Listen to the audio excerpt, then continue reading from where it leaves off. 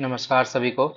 मैं कौशल कुमार, सहायक प्रशाखा पदाधिकारी, ग्रामीण कार्य विभाग से आज आप लोगों के सामने हिंदी टिप्पण एवं प्रारूपण का क्लास 2 लेने जा रहा हूं, जिसमें मैं 2022 का जो क्वेश्चन पूछा हुआ है 9 जनवरी 2022 को उसको सॉल्व कराने जा रहा हूं। तो पिछले क्लास में मैं 2021 का क्वेश्चन सॉल्व कराया था। 2021 का क्वेश्चन और मैं टोटल 4-5 पीवाईक्यू करवा दूंगा। और इन सारे पीवाईक्यू को बनाने से मुझे ये लगता है कि आपका जो हिंदी टिप्पण और प्रारूपण परीक्षा का एक भी क्वेश्चन छूटेगा नहीं और आप सारे फॉर्मेट और सारे तरीकों से वंचित नहीं रहेंगे। चलिए मैं आज का क्लास स्टार्ट करता हूँ। और उससे पहले मैं आपको बता दूं कि परीक्षा जो है आपका 2 घंटे का होगा, 11 बजे से 1 बजे तक। 11 बजे से 1 बजे तक। और परीक्षा की तिथि जो घोषित है वो 20 अक्टूबर 2024 को घोषित की गई है, परीक्षा की तिथि। और इसमें टोटल मार्क्स 100 है, पासिंग मार्क्स 40 है, यानी कि 100 नंबर में अगर आप 40 नंबर ले आए तो आप पास हो जाइएगा। और इसमें जानना है कि इसमें टोटल 4 चीज़ है। पहला है ड्राफ्टिंग, दूसरा है नोटिंग, तीसरा है एरर डिटेक्शन और चौथा है संक्षेपण, यानी कि प्रिसाइज राइटिंग।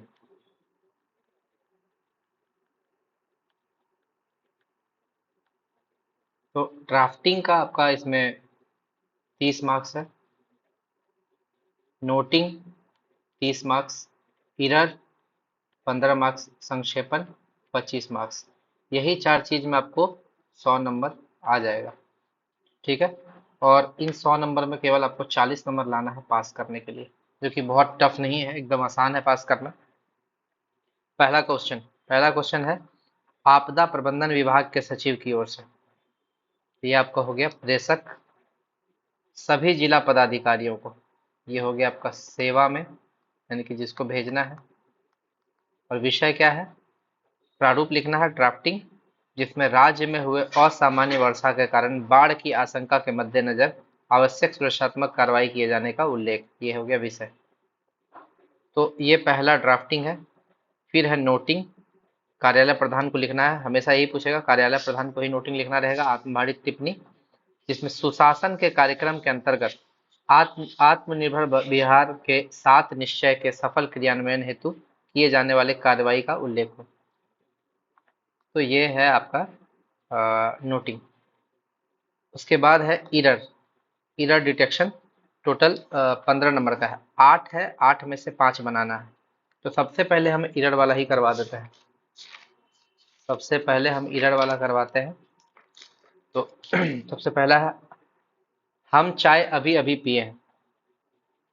इसमें एरर क्या है कि हमने चाय अभी अभी पी है। हमने चाय अभी अभी पी है। तो ये हो गया पहला क्वेश्चन एरर का। दूसरा है चाची ने मुझे पटना बुलाई। अशुद्ध है, चाची ने मुझे पटना बुलाया, ये होना चाहिए। चाची ने मुझे पटना बुलाया। पटना बुलाया। इसके बाद है लड़की ने दही गिरा दी। क्या होना चाहिए? लड़की ने दही गिरा दिया। लड़की ने दही गिरा दिया। क्या अशुद्ध वाक्य पकड़ा जाएगा कि क्या गलती है? तुम मैं और वह चलेगा, ये गलती है। हमेशा इसका फॉर्मेट होगा मैं, तुम और वह। First person, second person, third person, 1 2 3 के सीक्वेंस में चलेगा। तो ये होगा मैं, तुम और वह चलेंगे। ठीक है, यहाँ का एरर भी हो गया। अगला, राम और सीता आई थी नहीं आए थे। 2 आदमी है ना, राम और सीता आए थे। यौवनावस्था में लोग बहुत से भूल करते हैं। बहुत से नहीं, बहुत भूल करते हैं। तो यहाँ पे क्या हो जाएगा? यौवनावस्था में लोग बहुत से नहीं, बहुत भूल करते हैं। भूल करते हैं। वह दंड देने योग्य नहीं, वह दंड पाने योग्य है। वह दंड पाने के योग्य है। दंड देने के योग्य नहीं होता, पाने के योग्य होता है। देखिए, शोक है कि आपने मेरे प्रश्नों का उत्तर नहीं दिया। प्रश्नों का उत्तर नहीं दिया, इसमें शोक नहीं, खेद है। क्या है? खेद है कि आपने मेरे प्रश्नों का उत्तर नहीं दिया। ठीक है। तो और भी जो क्वेश्चन होगा वो मैं बता दूंगा, जो एरर पूछा हुआ है। सब अगर आप पिछले 4 5 6 साल के एरर आप बना लेते हैं तो एरर इसी से रिलेटेड पूछता है। ठीक है। राम, जैसे एक एरर पूछता है, राम के अनेकों नाम है। अनेकों गलत हो जाएगा, कहीं भी अनेकों वर्ड पूछ दिया तो वो गलत हो जाएगा। राम के अनेक नाम, अनेक पहले से ही बहुवचन है, इसको फिर से अनेकों लगा के बहुवचन नहीं बनाया जाता। राम के अनेक नाम है। तो ये सब एरर बार बार पूछता है, इस पे ध्यान देना है। ठीक है। इसमें जो एरर पूछा हुआ है वो देखिएगा, आप रिपीट भी करता है क्वेश्चन। ये आप पूरा याद कर लीजिए। और टोटल 8 में से केवल 5 बनाना है आपको। देखिए, केवल 5 बनाना है, तो इसमें से जो भी 5 आपको आएगा वही लिखिएगा, सब नहीं लिखना है। 8 में से 5 बनाना है, 5 बनाना है। तो एरर वाला पोर्शन यानी कि आप यहीं पे 15 नंबर ले आएंगे। अगर आप पांचों एरर सही बना दिए, 15 नंबर यहीं हो गया। बच्चा 25 नंबर आपको पास करने के लिए, और 25 नंबर के लिए ये 30 नंबर का है, ये 30 नंबर का है। उसके बाद आपको ये संक्षेपण है, संक्षेपण है 25 नंबर का, 25 मार्क्स का। यहाँ पे आप नंबर ले आ सकते हैं। ये इंग्लिश से हिंदी एक होता है, ये है आपका इंग्लिश से हिंदी अनुवाद। तो जिसको जो सही लगे, जिसका इंग्लिश अच्छा है, वो क्या करे, इंग्लिश से हिंदी अनुवाद कर दे। इंग्लिश से हिंदी अनुवाद में आपको क्या बोलते हैं, संक्षेपण से ज़्यादा मार्क्स मिल सकता है, अगर आपने अच्छा अनुवाद किया है तो। चलिए अब हम दूसरा संक्षेपण देख लेते हैं। संक्षेपण का मतलब होता है कि आपको जो भी दिया हुआ है फॉर्मेट, उसमें सबसे पहले एक शीर्षक देना है। यहाँ पर सबसे पहले एक शीर्षक देंगे। वो शीर्षक ऐसे ही अपने मन से नहीं देना है, टॉपिक को पढ़ के उपयुक्त शीर्षक देना है, जो टॉपिक इसका शीर्षक होना चाहिए। ठीक है। उसके बाद इसको 4 बार 5 बार पढ़ना है, या 2 3 बार पढ़ना है मैक्सिमम, तो मिनिमम तो 2 बार पढ़ना चाहिए।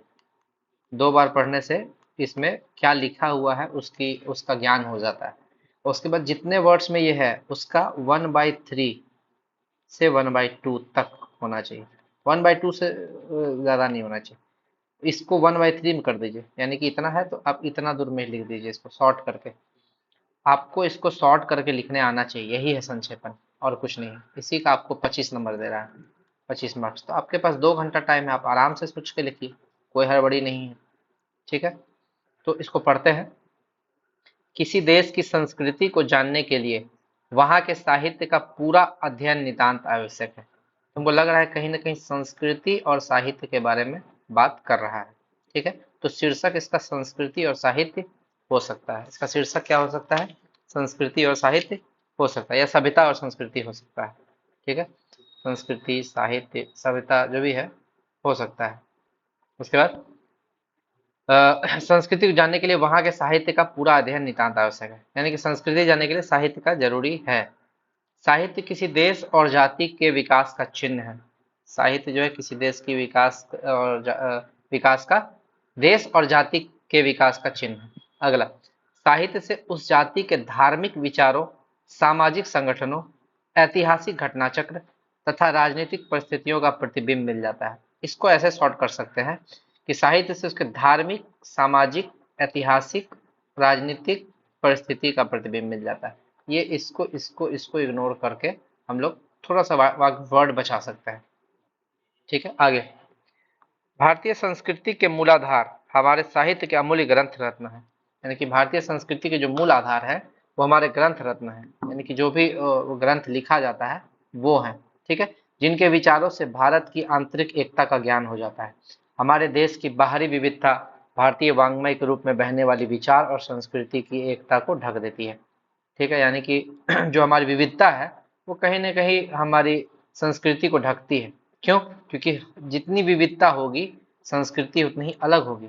ठीक है, यानी कि वाङ्मय की आत्मा तो एक है, पर वह अनेक भाषा, रूप और परिस्थितियों के रूप में हमारे सामने आती है। कह रहा है कि है उसके भाषा, रूप, परिस्थिति अलग अलग है, लेकिन वाङ्मय की आत्मा एक है, मतलब पूरा देश की आत्मा एक है। इसको हम लोग शीर्षक देते हैं संस्कृति और साहित्य, साहित्य और संस्कृति। इसका हम लोग शीर्षक दे सकते हैं साहित्य और संस्कृति। संस्कृति, चलिए इसका हम लोग के पास शीर्षक हो गया साहित्य और संस्कृति। अब हम लोग क्या करेंगे, इसको लिखना स्टार्ट करेंगे। शीर्षक देने के बाद ऐसे लाइन खींच दीजिएगा और लिखना स्टार्ट कीजिएगा। क्या स्टार्ट करेंगे, यहाँ से पहला लाइन पढ़ के उसको शॉर्ट करना है। किसी देश की संस्कृति को जानने के लिए वहाँ के साहित्य का पूरा अध्ययन नितांत आवश्यक है। साहित्य किसी देश तथा जाति के विकास का चिन्ह है। इस दोनों को छोटा करके लिखना, पहले दो लाइन, हम लोग ज़्यादा नहीं सोचना, दो लाइन को छोटा करना। कैसे करेंगे? सभ्यता और साहित्य एक दूसरे का पूरक है, ऐसा बोल सकते हैं। एक दूसरे मतलब एक को जानने के लिए दूसरा का अध्ययन करना आवश्यक है। तो इस पूरे लाइन के लिए लिख सकते हैं सभ्य संस्कृति जो है साहित्य का पूरक है। संस्कृति साहित्य का पूरक है, यानी कि एक दूसरे के बिना, किसी एक को जाने बिना दूसरे को जानना मुश्किल है। अगला, साहित्य किसी देश या जाति के विकास का चिन्ह है। तो इसको तो भाई हम लोग चेंज नहीं कर सकते हैं। साहित्य किसी देश या जाति के विकास का चिन्ह है। जहां कम करना होगा वहीं कम करेंगे, हर जगह नहीं करेंगे। अगला, अगला क्या है? साहित्य से उस जाति के धार्मिक विचारों, सामाजिक संगठन, ऐतिहासिक घटनाक्रम तथा राजनीतिक परिस्थितियों का प्रतिबिंब मिलता है। इसको शॉर्ट ऐसे कर सकते हैं, विचारों हटा देंगे, सिर्फ धार्मिक, सामाजिक, ऐतिहासिक और राजनीतिक परिस्थिति का प्रतिबिंब मिलता है, ये कर देते हैं। यानी कि साहित्य से उस जाति के धार्मिक, सामाजिक,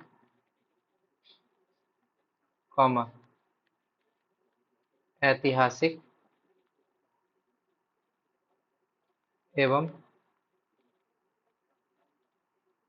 राजनीतिक परिस्थितियों का प्रतिबिंब मिल जाता है। परिस्थितियों का प्रतिबिंब मिल जाता है। और क्या है अगला? अगला है भारतीय संस्कृति के मूलाधार हमारे साहित्य के अमूल्य ग्रंथ है, जिनके विचारों से भारत की आंतरिक एकता का ज्ञान हो जाता है। इसको शॉर्ट में कैसे लिख सकते हैं? जो ग्रंथ है, ग्रंथ रत्न का जो विचार है, ग्रंथ रत्न का जो विचार है उससे हमारी एकता का ज्ञान होता है, और वही संस्कृति का मूलाधार। यानी कि इसको दूसरे थोड़ा सा लैंग्वेज चेंज भी करेंगे।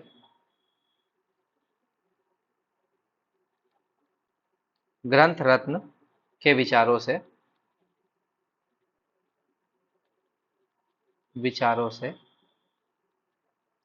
भारत की आंतरिक एकता का ज्ञान होता है।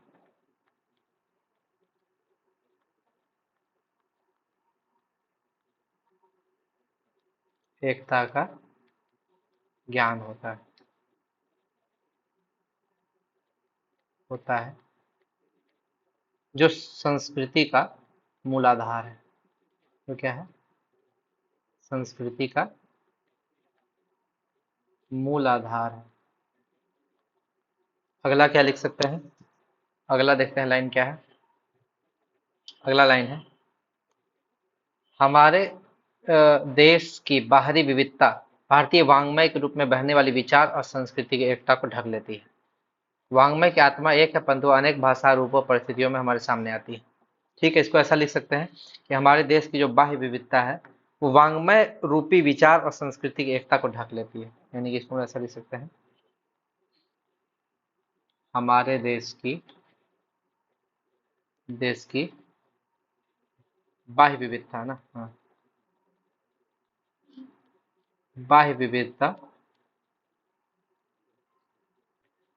वाङ्मय रूपी वाङ्मय रूपी वाङ्मय रूपी अ, विचार और संस्कृति की एकता को ढक लेती है। विचार और संस्कृति की एकता को ढकती है।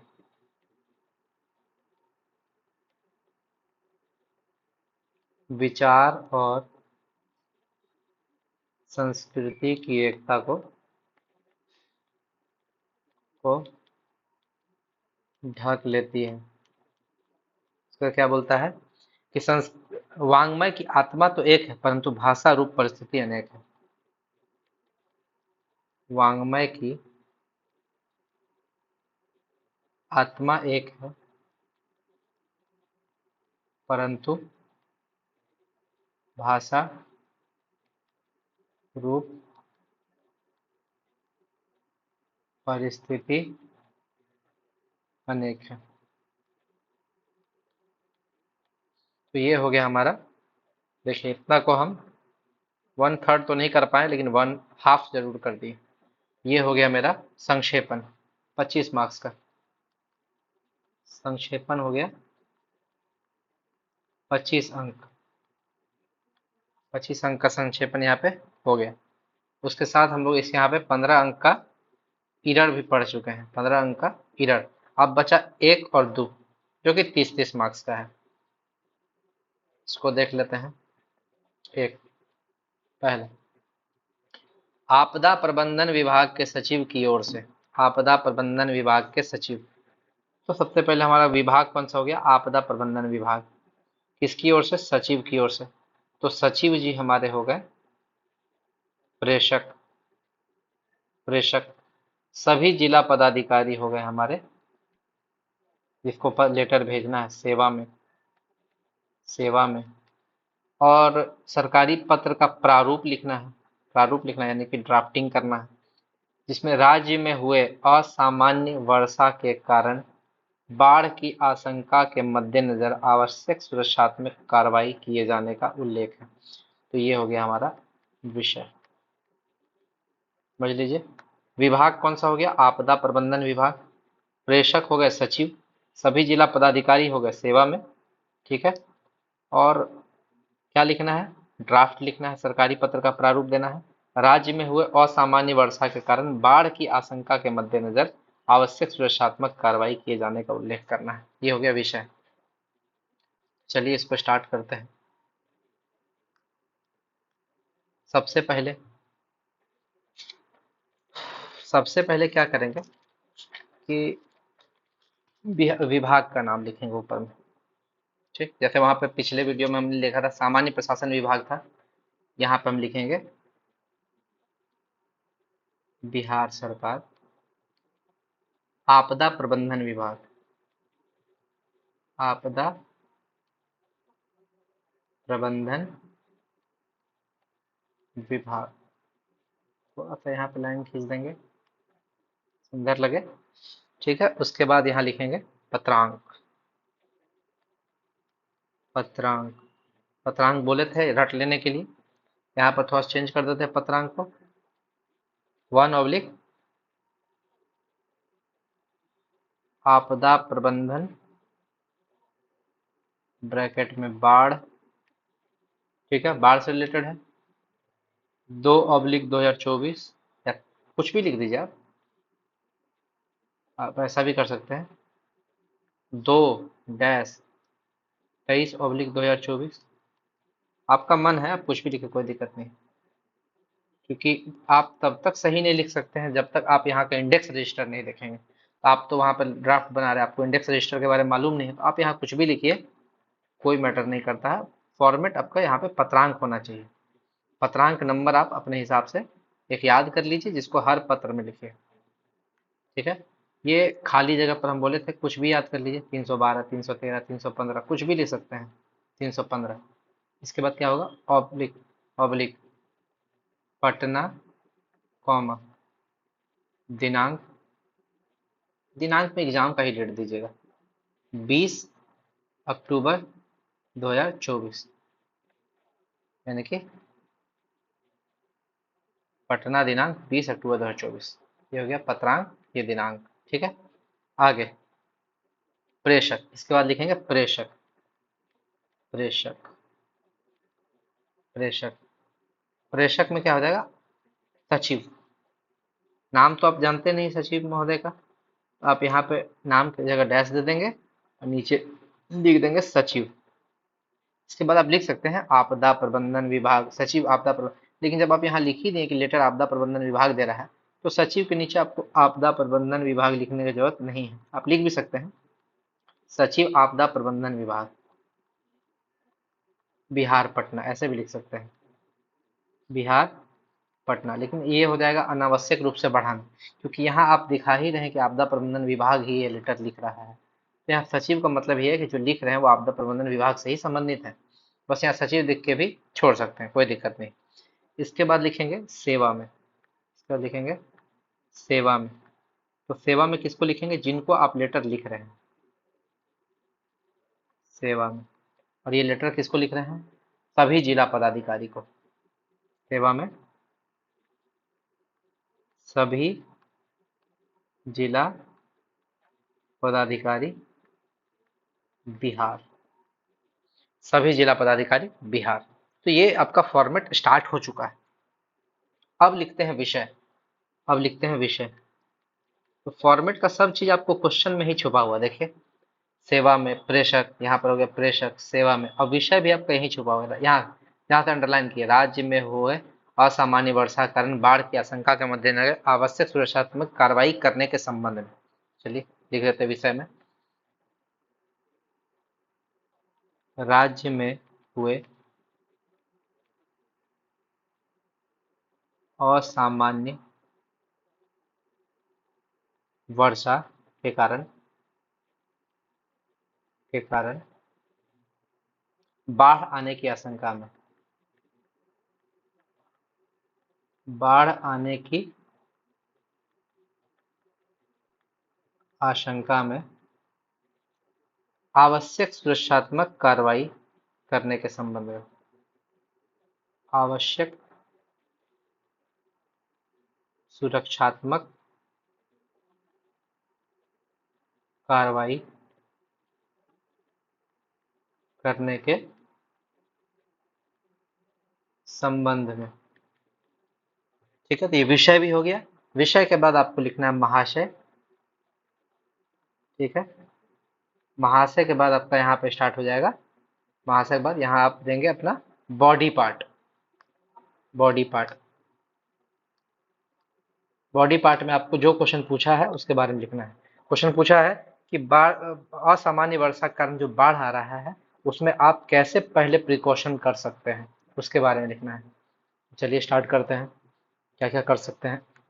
तो उसमें सबसे पहले इंट्रोडक्शन देंगे। इस बार संपूर्ण बिहार में हो रही असामान्य वर्षा के कारण राज्य के कई इलाकों में बाढ़ आने की आशंका है। इस संभावना को मद्देनजर यानी देखते हुए यह नितांत आवश्यक है कि आप अपने अपने जिलों की सुरक्षा सुनिश्चित करने के लिए सुरक्षात्मक कदम उठाएंगे। बाढ़ की जोखिम को कम करने के लिए निम्न कदम उठाए जा सकते हैं। ये आपको स्टार्टिंग में लिखना है, लिख देते हैं। इस बार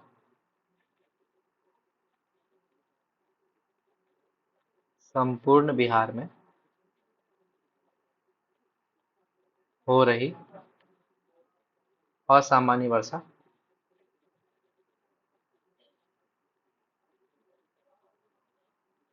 असामान्य वर्षा के कारण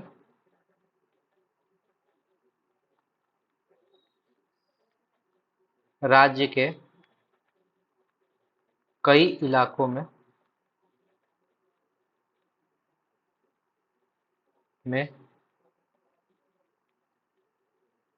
बाढ़ आने की आशंका है, आशंका है। ठीक है, इस संभावना को देखते हुए यह आवश्यक है, इस संभावना को देखते हुए यह आवश्यक है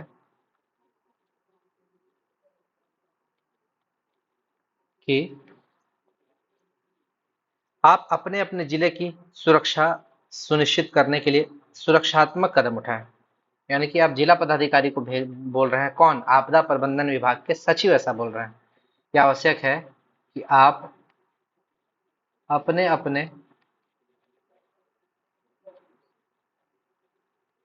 जिले की सुरक्षा, ठीक है ना, सुनिश्चित करने के लिए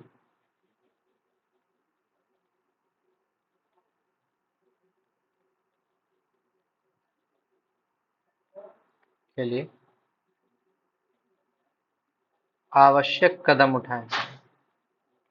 आवश्यक कदम उठाएं। उसके बाद लिखेंगे कि आप क्या कर सकते हैं, अपना सुझाव देंगे। तो बाढ़ की जोखिम को कम करने के लिए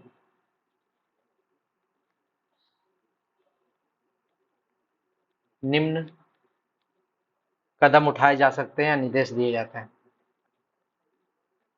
निर्देश दिए जाते हैं, ये लिखिए, या फिर ये लिखिए, या कदम उठाए जा सकते हैं। उठाए जा सकते हैं, दोनों में से कोई एक चीज लिखिए, या तो ये या तो ये। ठीक है, चलिए हम इसको हटा देते हैं, इसी को रहने देते हैं, निम्नलिखित, या इसी को हटा देते हैं, निर्देश दिए जाते हैं।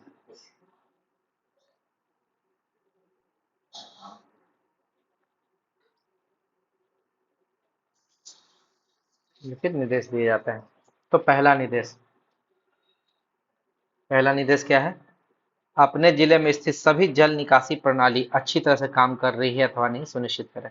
जल निकासी प्रणाली काफी जरूरी है बाढ़ के समय में, ताकि जब भी बाढ़ आए तो पानी का निकासी तुरंत से हो जाए, पानी जमाव ज्यादा दिन तक ना रहे।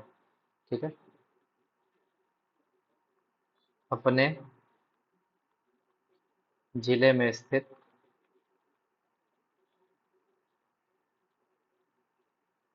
सभी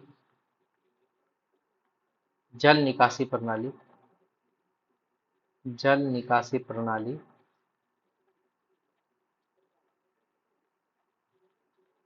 अच्छी तरह से काम कर रही है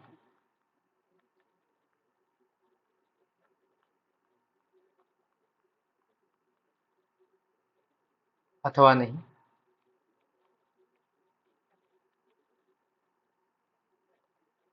सुनिश्चित करें। जल निकासी प्रणाली का सही होना काफी जरूरी है, क्योंकि अगर जल निकासी नहीं हो पाएगी तो लोगों को बहुत दिक्कत का सामना करना पड़ेगा, बीमारियां लेके आएंगी। ठीक है, अब बाढ़ से काफी ज्यादा दिन तक जूझना पड़ेगा। ठीक है, एक दिन दो दिन आदमी झेल सकता है, लेकिन 10 दिन 15 दिन अगर हो जाए तो अर्थव्यवस्था को डैमेज कर सकता है। दूसरा क्या है? सभी लेव एवं बांध, तटबंध तटबंध कर देते हैं, तटबंधों की स्थिति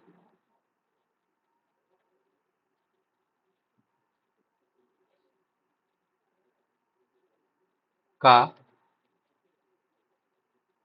निरंतर जायजा लेते रहे।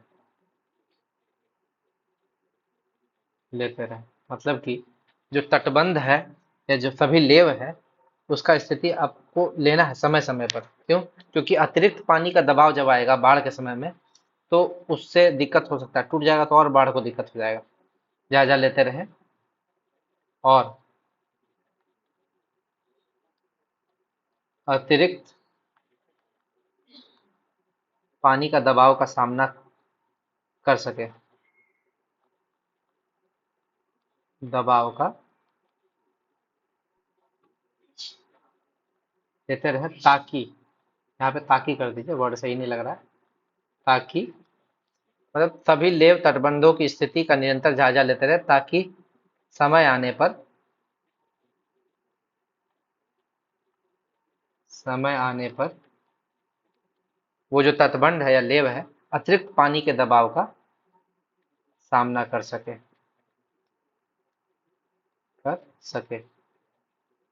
ठीक है, इसके अलावा और क्या हो सकता है? इसके अलावा और ये हो सकता है कि जल संसाधन विभाग के कार्यपालक अभियंता से मिलकर नहरों के पानी की स्थिति के बारे में जानकारी लेते रहें, ताकि पानी की असामान्य स्थिति होने पर नहरों या बांधों की मरम्मती तुरंत की जा सके। इसके बाद क्या है? जल संसाधन विभाग, इसी का पहले नाम था सिंचाई विभाग। ठीक है, जल संसाधन विभाग के कार्यपालक अभियंता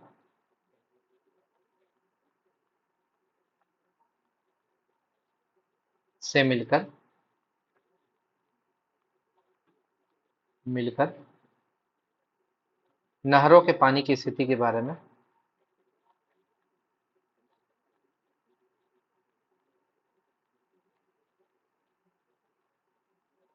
स्थिति के बारे में जानकारी लेते रहें जानकारी लेते रहें, ताकि पानी की असामान्य स्थिति होने पर नहरों या बांधों की मरम्मती तुरंत की जा सके। ताकि जब बाढ़ आएगा तो पानी की असामान्य स्थिति हो जाएगा। पानी की असामान्य स्थिति होने पर नहरों और बांधों की मरम्मती तुरंत की जा सके।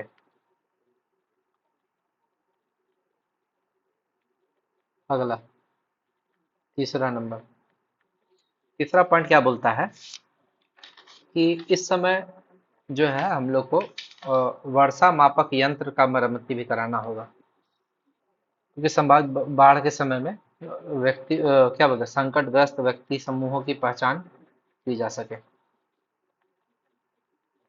वर्षा मापक यंत्र, ठीक है, की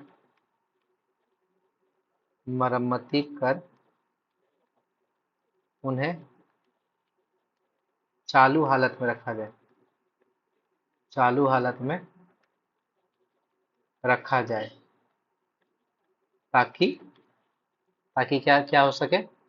अ, एवं, ताकि नहीं, एवं वर्ड यहाँ सही लगेगा। वर्षा मापक यंत्र मतलब कि जो वर्षा होने वाला है, कितना सेंटीमीटर वर्षा होने वाला या होगा, उसका भविष्यवाणी करता है। तो अगर वर्षा ज़्यादा होगा तो बाढ़ जल्दी आएगा, मोटा बूंद गिरेगी अगर वर्षा की, यानी कि अगर हेवी रेनफॉल 200 सेंटीमीटर से एबव का रेनफॉल हो, तो आप समझ सकते हैं कि उस कंडीशन में ज़्यादा बाढ़ आने की संभावना बहुत जल्दी हो जाती है। ठीक है, उसका उसको मरम्मती करके उसको चालू हालत में रखा जाए। एवं जो भी संभावित बाढ़ प्रभावित क्षेत्र है, संभावित बाढ़ प्रभावित क्षेत्र है, जैसे यहाँ पे आपका कोसी वाला क्षेत्र हो गया, पुनपुन नदी वाला क्षेत्र हो गया, सोन नदी वाला क्षेत्र हो गया। ठीक है, कुछ कुछ नदी क्षेत्र है जो यहाँ पे बाढ़ प्रभावित है, गंडक है, तो ये सब आपको बाढ़ लाता है। तो जो भी बाढ़ प्रभावित क्षेत्र है, वहां पर एक कमला नदी उधर बाढ़ लाती थी मधुबनी के एरिया में। तो ये भी आपको याद रखना है कि जब भी बाढ़ आएगा तो उससे प्रभावित क्षेत्र जो होगा वो तो हाईलाइटेड होगा कि यहाँ पर बाढ़ आती है, हर साल आती है। तो उसको प्रभावित क्षेत्र को जो है और संकटग्रस्त व्यक्ति जो है उसको बस पहचान करके बचाया जा सके। संकटग्रस्त व्यक्ति समूहों की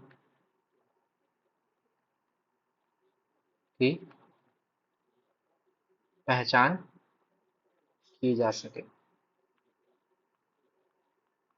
ठीक है, चौथा पॉइंट, चौथा पॉइंट क्या है कि नाव वगैरह को अच्छा रखना है। नाव का व्यवस्था, लाइफ जैकेट रहना चाहिए, मोटर बोट रहना चाहिए, ताकि अगर बाढ़ से रोड पे अगर पानी जमा हो जाए तो आदमी नाव से क्या बोलते हैं, नाव से जो है अपना आवागमन चालू रख सके, यानी कि आवश्यक क्षेत्र है, ये आवश्यक क्षेत्र है, आवश्यक क्षेत्रों में नाव की व्यवस्था, लाइफ जैकेट और मोटर बोट की व्यवस्था। ठीक है, मोटर बोट की व्यवस्था आदि सुदृढ़ करा ले। ठीक है, ये सब व्यवस्था सुदृढ़ कराना है ताकि जो आबादी वाले क्षेत्र है वहां पर आबादी निष्क्रमण, आबादी निष्क्रमण, राहत एवं बचाव कार्यों के संचालन के लिए, बचाव कार्यों के संचालन तथा आवागमन को सुगम बनाया जा सके, सुगम बनाया जा सके। इसके अतिरिक्त और क्या करना है, और क्या कर सकते हैं? पुल पुलियों की मरम्मती। ठीक है, ठीक है, पुल पुलियों की मरम्मती करवा लें। ठीक है, इससे भी आवागमन सुगम होगा। ठीक है, उसके बाद गोताखोरों को प्रशिक्षण दें ताकि बाढ़ में डूब रहे व्यक्ति को ससमय बचाया जा सके,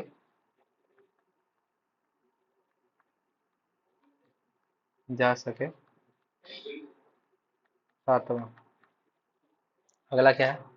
जो भी आवश्यक खाद्य पदार्थ है उसको इकट्ठा कर लेना है और इकट्ठा इकट्ठा करके उसको शरण स्थल पर या ऊंचे स्थान पर ले जाना है, पहले से ले जाना है। ठीक है, दवाई, मेडिसिन, प्राथमिक उपचार, ये सब का व्यवस्था, मेडिकल कैंप, मेडिकल टीम वगैरह का व्यवस्था शुरू से ही रख लेना है। यानी कि अगला क्या है? आवश्यक खाद्य पदार्थों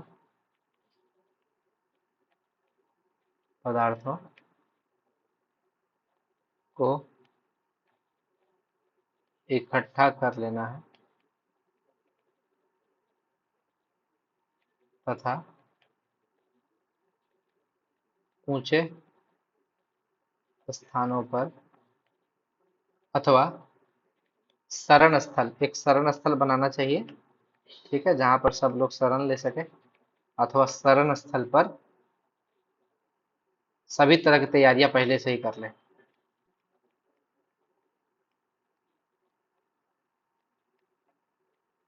तैयारियां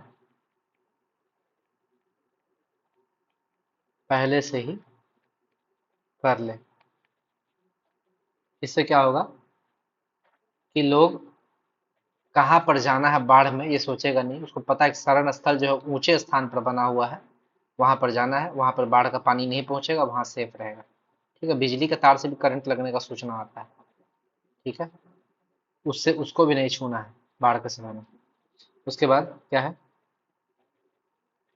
इसके अलावा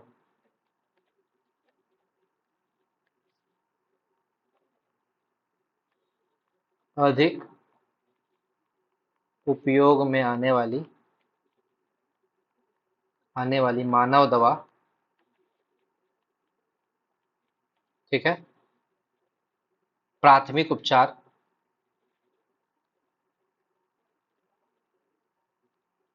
उपचार, मेडिकल कैंप एवं मेडिकल टीम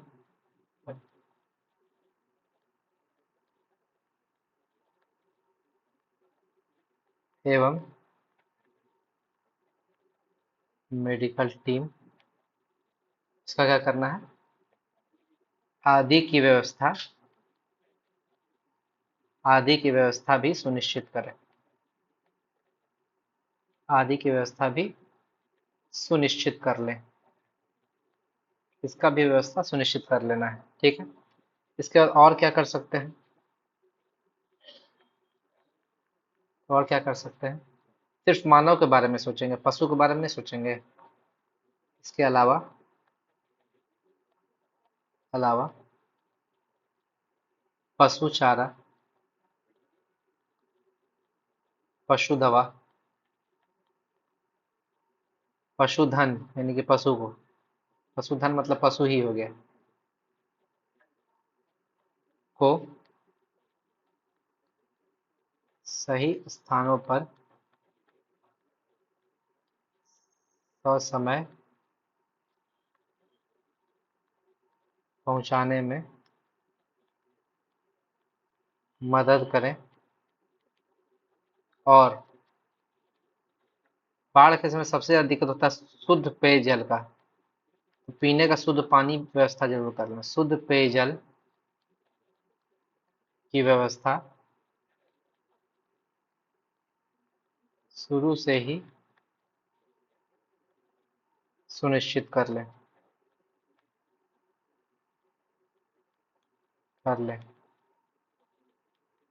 अगला पॉइंट, नौवां पॉइंट क्या होना चाहिए कि जोखिम के क्षेत्र को पहचान कर आसपास का लोगों से मतलब मिलजुल के, क्योंकि वहां का जो स्थानीय लोग है, स्थानीय नेता है, वही बताएगा कि कहाँ पर खतरा ज्यादा है, जोखिम का कौन क्षेत्र ज्यादा है, ठीक है। तो जोखिम के क्षेत्रों को पहचान कर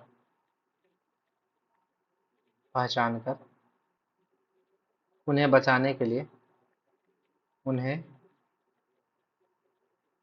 बचाने के लिए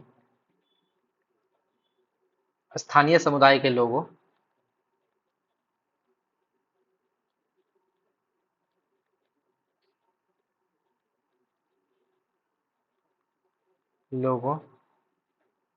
ठीक है, तथा स्थानीय नेता से संपर्क बनाए रखें,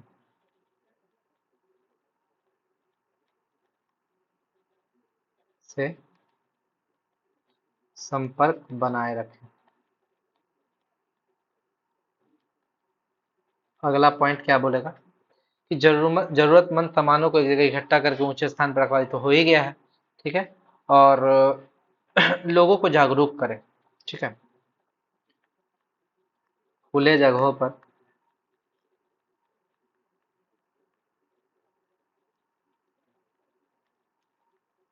बिजली के तारों से दूर रहें, ठीक है। बाढ़ के समय में करंट बहुत भयानक लगता है, क्योंकि पूरे रोड में करंट आ जाता है, ठीक है, ठीक है। बिजली के तार से दूर रहें तथा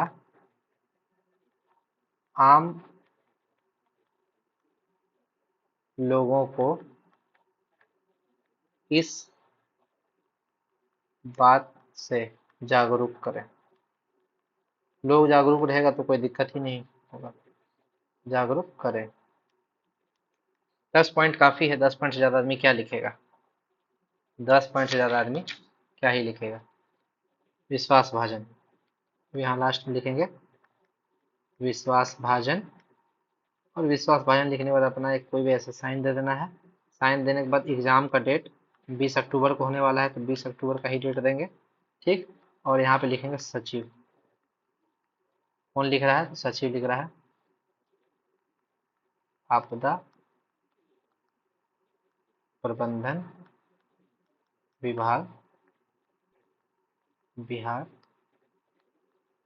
पटना, आपदा प्रबंधन विभाग बिहार पटना। क्या आप ये नहीं भी लिख दें, खाली सचिव लिख देंगे तो काम चल जाएगा। तो ये हो गया मेरा ड्राफ्टिंग, ये हो गया मेरा ड्राफ्टिंग। अब आते हैं अगला क्वेश्चन पे, नोटिंग। नोटिंग किसको नोटिंग लिखना है, कार्यालय प्रधान को, किसको लिखना है, कार्यालय प्रधान को। आत्मभारित टिप्पणी लिखना, आत्मभारित टिप्पणी यानी कि नोटिंग, ठीक है। क्या लिखना है नोटिंग में, सुशासन के कार्यक्रम के अंतर्गत आत्मनिर्भर बिहार के 7 निश्चय के सफल क्रियान्वयन हेतु किए गए कार्रवाई का उल्लेख करें। चलिए स्टार्ट करते हैं। सबसे पहले हम अपने विभाग का नाम लिख देंगे। कोई भी विभाग का नाम आप लिख सकते हैं, हम अपने ही विभाग का नाम लिखेंगे। ग्रामीण कार्य विभाग, बिहार पटना। बिहार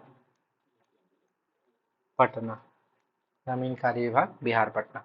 ठीक है, इसको थोड़ा सा यहाँ पे ऐसे अंडरलाइन कर देंगे सुंदर दिखने के लिए। ठीक है, उसके बाद लिखेंगे यहाँ पर संचिका संख्या। बोले थे वही एक ही चीज बार बार याद रख लेना है, 2/अपर 1/27/2024 ग्रा का वी। ठीक है, संचिका संख्या ये हो गया हमारा। ठीक, इसमें यह समझना है कि ग्रा का भी मतलब ग्रामीण कार्य विभाग 2024 का ये फाइल है। अप्रमुख मतलब अभियंता प्रमुख, आप कुछ भी लिख सकते हैं, हम इसको याद कर लीजिए। ठीक है, आप ये तब तक नहीं लिख सकते हैं जब तक कि आप यहाँ पर कोई फाइल से रिलेटेड काम नहीं करेंगे, तब तक आप नहीं समझ सकते ये आखिर है क्या, कैसे संचिका संख्या लिखते हैं, इंडेक्स रजिस्टर का कैसे यूज करते हैं। ठीक है, तो जब आप नहीं जान रहे हैं तो इसको याद करने में ही भलाई है। ठीक है, संचिका संख्या ऐसे लिखें। उसके बाद है विषय, उसके बाद लिखेंगे विषय। विषय में क्या है, आपका विषय में है सुशासन के कार्यक्रम के अंतर्गत आत्मनिर्भर बिहार के 7 निश्चय के सफल क्रियान्वयन हेतु किए जाने वाले कार्रवाई का उल्लेख। ठीक है, क्या है,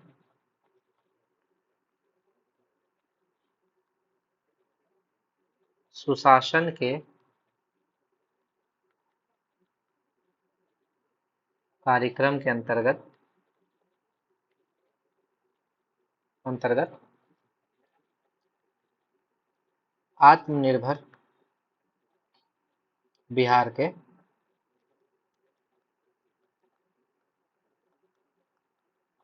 7 निश्चय योजना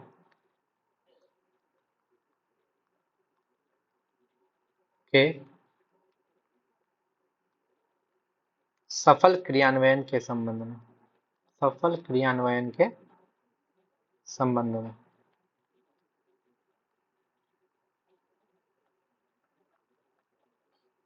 ठीक, विषय हो गया। विषय के बाद एक लाइन खींच देंगे, यहाँ पे एक लाइन खींच देंगे। ठीक, ये हो गया मेरा। इसके बाद हम लिखेंगे कृपया अवलोकन किया जाए। हम जो नोटिंग लिखने वाले हैं उसका अवलोकन किया जाए। कृपया अवलोकन किया जाए। ये लाइन नहीं भी खींचेगा तो कोई दिक्कत नहीं है। अब हम लोग इसके बारे में थोड़ा सा डिटेल में जाते हैं कि 7 निश्चय योजना क्या है, कब आया, कैसे नहीं आया, इसका क्या काम है। ठीक, उसके बाद आगे आते हैं। माननीय मुख्यमंत्री मुख्यमंत्री बिहार द्वारा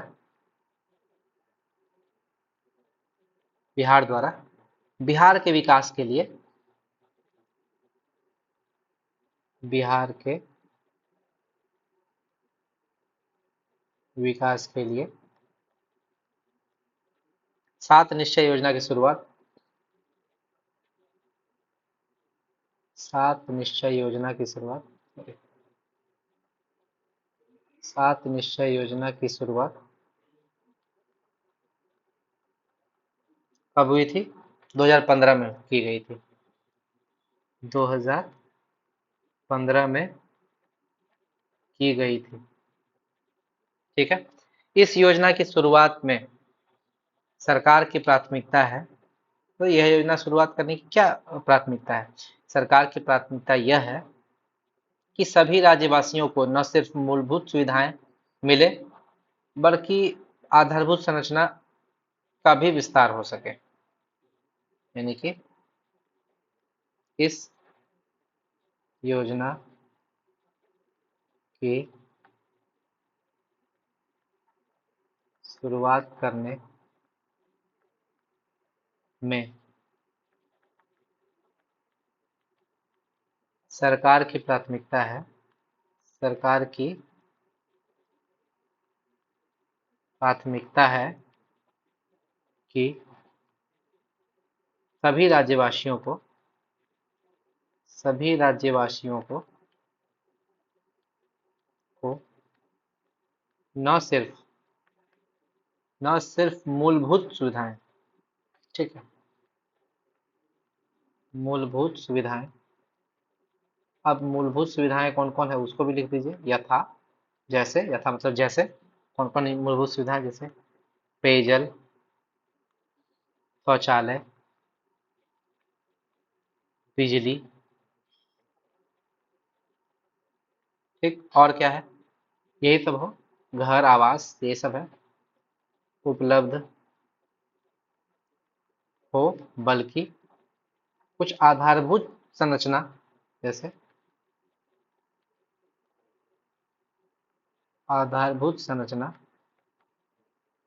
संरचनाएं, जैसे सड़क, सड़क जरूरी है, ठीक है, गली नाली, ठीक है, पुल, पुल, ठीक है, इत्यादि, इत्यादि आदि का भी विस्तार हो, ठीक है। और क्या बोलता है, सरकार ने युवाओं और महिलाओं को आत्मनिर्भर एवं सक्षम बनाने के लिए तथा उनके लिए उच्च व्यावसायिक एवं तकनीकी शिक्षा का विस्तार करने का संकल्प लिया है। युवा और महिला पर विशेष ध्यान दिया गया है। तो क्या है ये, सरकार ने युवाओं और महिलाओं को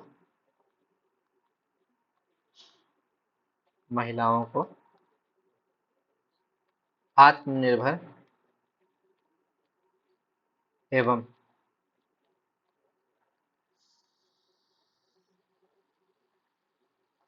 सक्षम बनाने के लिए तथा उनके लिए उच्च व्यावसायिक एवं उच्च व्यावसायिक ऐसे व्यावसायिक होना चाहिए ना, व्यावसायिक एवं तकनीकी शिक्षा का विस्तार करने का भी संकल्प लिया है, का भी संकल्प लिया है। और क्या किया है, इस योजना के तहत महिला के सशक्तिकरण पर विशेष ध्यान दिया है। रोजगार के क्षेत्र में महिला का 35% आरक्षण जो दिया है 2016 में, वो इसी के तहत है। 15 में आया, ये 16 में ये लागू किया है, ठीक है। इस योजना के तहत सरकार जो हर घर बिजली, हर घर नल जल योजना, हालांकि नल जल योजना तो उतना सक्सेसफुल नहीं मानेंगे, लेकिन वो प्रारंभ किया है, जिससे गांव और मोहल्ला में पानी की समस्या को कम किया जा सके। तो लिख देते हैं इसको, इस योजना के तहत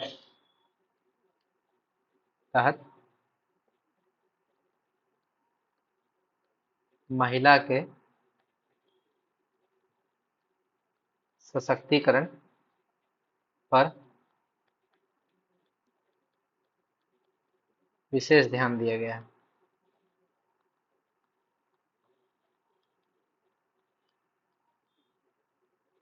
तथा रोजगार के क्षेत्र में महिलाओं के लिए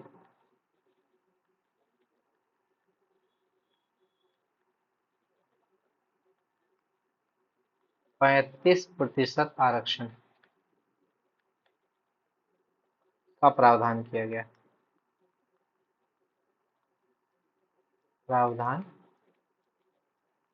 गया, ठीक।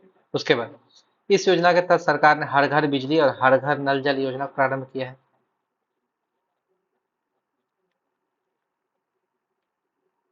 इस योजना के तहत सरकार ने हर घर बिजली एवं हर घर नल जल योजना योजना को प्रारंभ किया गया है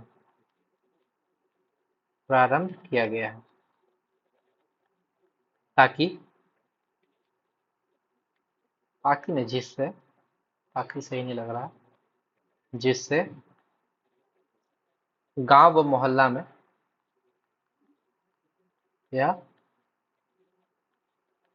मोहल्ला में पानी की समस्या को कम किया जाए, पानी की समस्या को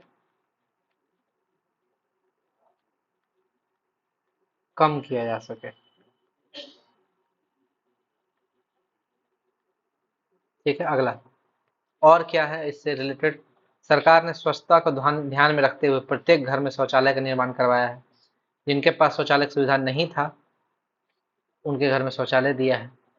उच्च शिक्षा क्या बोलते हैं, उच्च शिक्षा के लिए भी क्या किया है, जीएनएम कॉलेज, प्रत्येक जिला में एक पॉलिटेक्निक कॉलेज, प्रत्येक जिला में एक आईटीआई कॉलेज, यही सब का लक्ष्य रखा है। हर जिला में पॉलिटेक्निक कॉलेज, जीएनएम कॉलेज और आईटीआई कॉलेज, ये 3 कॉलेज स्थापित करने का वो लक्ष्य रखा है। ठीक है, सरकार ने स्वच्छता को ध्यान में रखते हुए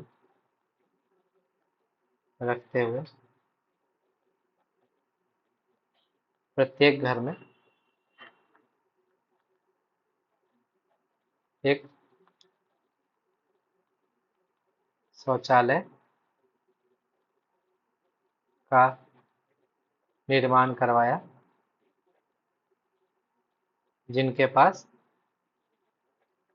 शौचालय की सुविधा नहीं थी, जिनके पास शौचालय की सुविधा नहीं थी, सुविधा नहीं थी। ठीक है, इसके बाद क्या है, उच्च शिक्षा के लिए क्या किया है सरकार ने। सरकार ने उच्च शिक्षा के लिए उच्च शिक्षा के लिए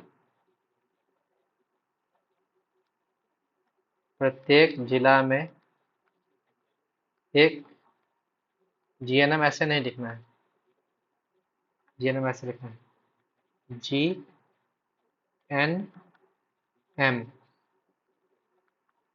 जीएनएम कॉलेज, कॉमा, एक पॉलिटेक्निक कॉलेज,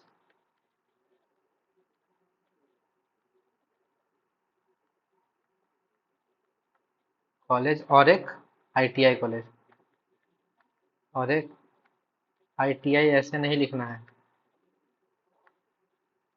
और एक आईटीआई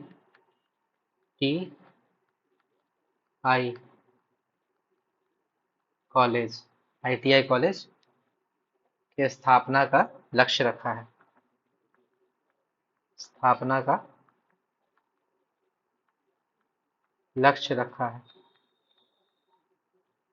और इसका निर्माण भी तीव्र गति से हो रहा है, और इसका निर्माण भी तीव्र गति से हो रहा है। देखिए, हम लोग आत्मनिर्भर भारत के बारे में जितना भी 7 निश्चय योजना था, सुशासन के कार्यक्रम के अंतर्गत आत्मनिर्भर बिहार के 7 निश्चय जो योजना था उससे रिलेटेड लगभग चीज को ब्रीफली लिख दिए हैं। अंत में एक सुझाव होता है, ठीक है, 2-3 लाइन का अपने तरफ से एक सुझाव दे दीजिएगा और क्या क्या किया जा सकता है, इसमें क्या कमियां हैं, जैसे नल जल में भी कमी है। ठीक है, नल जल लगा दिया गया है, नल में पानी नहीं आ रहा है। ठीक है, कमी है, इसको आप बता सकते हैं। हर घर बिजली, बिजली का समस्या, पहले ज़्यादा अच्छा बिजली आता था, अब थोड़ा कम है। 35% आरक्षण पर अच्छा काम किया गया है, इसमें महिलाओं को अच्छा है, मतलब कि महिलाओं को इसका लाभ मिला है, नियुक्तियां मिली है महिलाओं को। ठीक है, जो पॉजिटिव है जो नेगेटिव है उसका सुझाव यहाँ पे देना है। लेकिन जो हर घर नल जल का व्यवस्था है ये कारगर साबित नहीं हो, उसको सुझाव देना है इस पे। ठीक है, क्या किया जा सकता है क्या नहीं किया जा सकता है, सुझाव देने के बाद लास्ट में यहाँ पे लिख देना है अनुमोदनार्थ प्रस्तुत, यानी कि अनुमोदन के लिए सीनियर के पास प्रस्तुत किया गया। ठीक है, उसके बाद यहाँ पे हस्ताक्षर देना है, हस्ताक्षर अपना अपना नाम यहाँ कभी नहीं लिखना है, हस्ताक्षर क ख ग देना। अपना नाम की जगह क्या लिखिएगा एग्जाम में, क ख ग। डेट में दे दीजिएगा यहाँ एग्जाम का डेट 20 अक्टूबर 2024। ठीक है। और अपना पदनाम, पदनाम जैसे हम अपना लिखते हैं, ठीक है, सहायक प्रशाखा पदाधिकारी, आप लोग भी लिख दीजिएगा। का दिक्कत है? कौन देखने जा रहा है कि आपके यहाँ सहायक प्रशाखा पदाधिकारी की क्या है। उसके बाद अगला यहाँ पे लिख दीजिएगा किसको प्रस्तुत करना है, प्रशाखा पदाधिकारी को। और यहाँ पे ऐसे कर देना है। वो इस नोटिंग को देखेंगे, अगर वो रीड कर लेंगे तो ऐसे कर देंगे, यानी कि वो रीड कर लिए। ठीक है, प्रशाखा पदाधिकारी। तो ये हो गया हमारा नोटिंग। ठीक, ये नोटिंग हो गया। तो आज का ये हम लोग का टोटल चीज खत्म, समाप्त हो चुका है।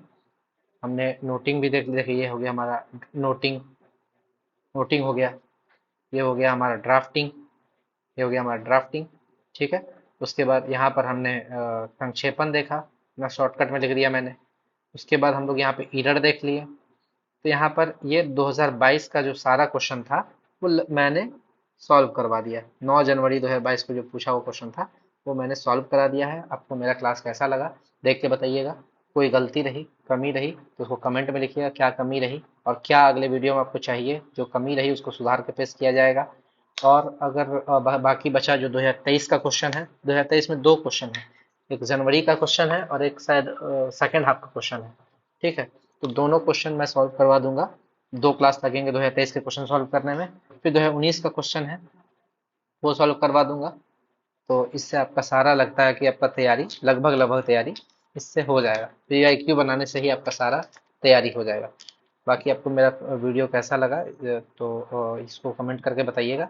और अगर आपको मेरा वीडियो अच्छा लगा है तो चैनल को लाइक शेयर और सब्सक्राइब जरूर कीजिएगा। शेयर जरूर कीजिएगा लोगों के बीच में, ताकि अधिक से अधिक लोगों को इसका लाभ मिल सके। बहुत लोग हैं जो ये वीडियो देखेंगे, जैसे कांस्टेबल है, आपका जो सिपाही लोग हैं वो देखेंगे, राजस्व कर्मचारी लोग हैं। ठीक है, और जितने भी एलडीसी हैं वो भी देखेंगे। हमारे सहायक प्रशाखा पदाधिकारी मित्र हैं जो हमारे साथ ज्वाइन किए हैं वो देखेंगे। ठीक है, और जितने भी यूडीसी वगैरह जो भी हैं जो ये एग्ज़ाम पास नहीं किए हैं उनको फर्स्ट इंक्रीमेंट के बाद दूसरा इंक्रीमेंट नहीं मिलेगा, जब तक वो हिंदी टिप्पण की परीक्षा प्राप्त नहीं कर पास नहीं कर लेते हैं। इसीलिए मेरे वीडियो को जितना ज़्यादा ज़्यादा शेयर कीजिएगा, ज़्यादा से ज़्यादा लोगों को इसका फ़ायदा मिले। यही मेरी उम्मीद है आप लोगों से। तो धन्यवाद सभी को।